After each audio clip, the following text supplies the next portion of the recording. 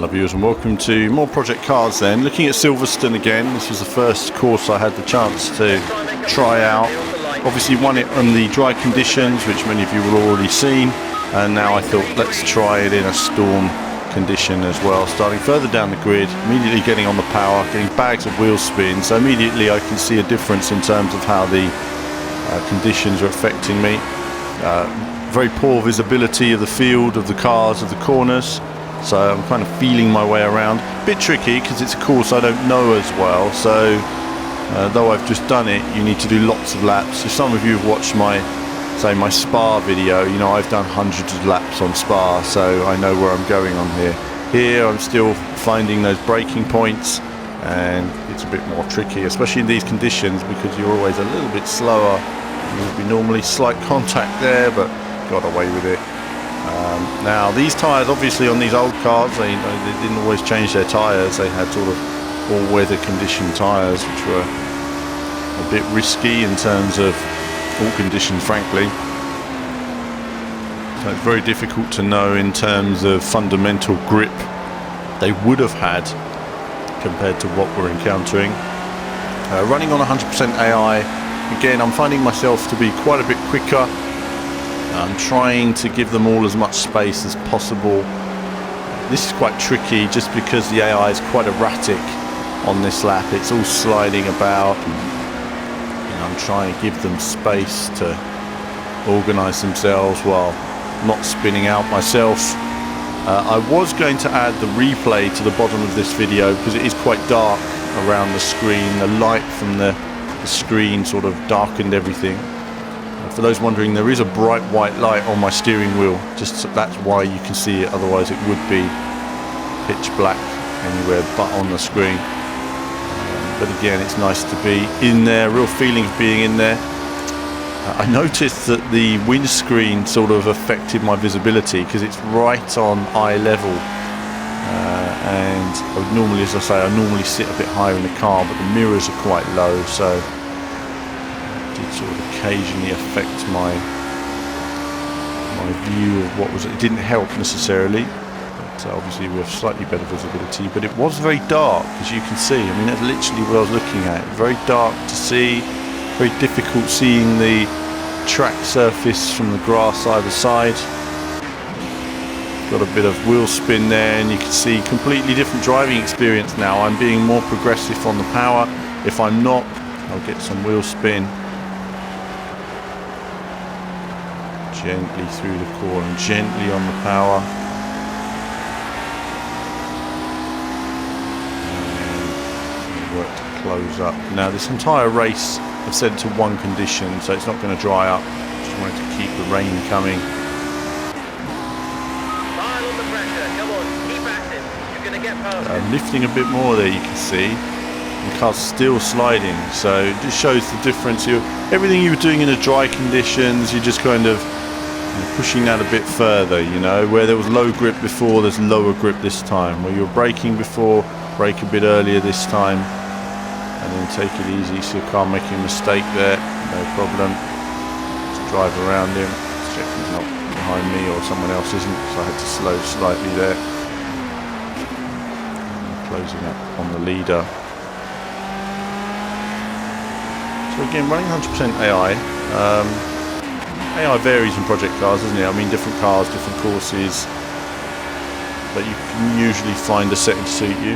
Now, on this particular car and course, I could have been just a bit quicker to give me a bit more of a challenge, but either way, this guy's staying ahead of me, but I am being quite tentative and progressive. I cut through the whole field on the last couple of laps, so slightly clipping the inside there, but keeping it together.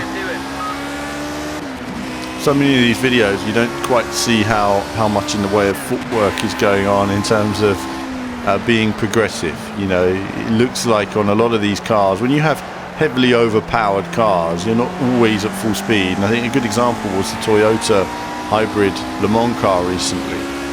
You know, it looked like I was flat out. It looked like I was getting on the power on the exit corners, but I was only getting on 50% of the power.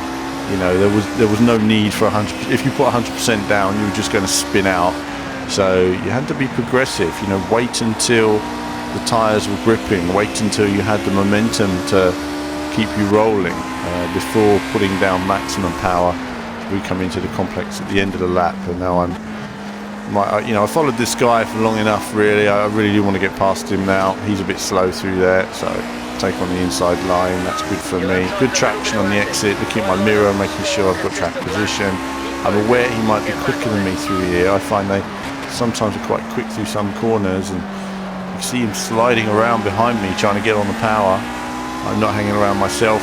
Going to this corner, this was a tricky one every time, especially in these conditions. You might not look it, but the car wasn't balanced through there. That was a tricky corner, a bit of a heart-raising corner I find every lap. Doesn't look like anything on the video, but when you're actually racing, I'm sure some of you have encountered it, that it's quite tricky when you're pushing a bit harder on some of these cars.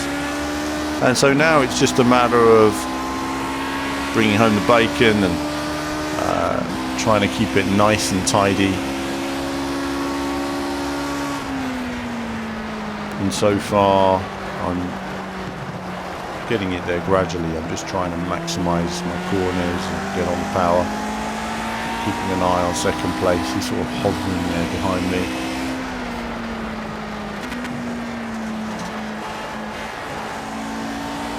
Again, occasionally just trying different gears out as well. Less wheel spin is good. So you don't necessarily want to use the maximum gear range. You want to try and shift up a little bit earlier. Just gives you nice momentum, nice grip, nice and consistent. You know, what you lose in terms of the minuscule amount of acceleration, you get in terms of a bit more balance, a bit more grip, and a bit more stability. So you can see there, you heard the wheels spinning, you saw the back end standing out. And I don't need to do that. I'm in the lead, so I'm thinking, no, let's be more progressive with the gears. You know, that was telling me they hit the curb on the inside. That was more down to poor visibility. It is very dark, as you can see, very dark in terms of, again, I can't oversteering, back end stepping out, managing to keep together. That was that tricky corner. That time it caught me, but got on the brakes. Slightly off the power. I sort of ride the brakes for a second. I get on the brakes, then ride the brakes, and then just lift off the brakes and gently accelerate, and it just keeps momentum in the car until the wheels sort of catch up with the momentum and they meet each other and get some more grip again. Very tricky. It depends on the weather conditions. If you hit a big puddle or something like that, then you would be in real trouble.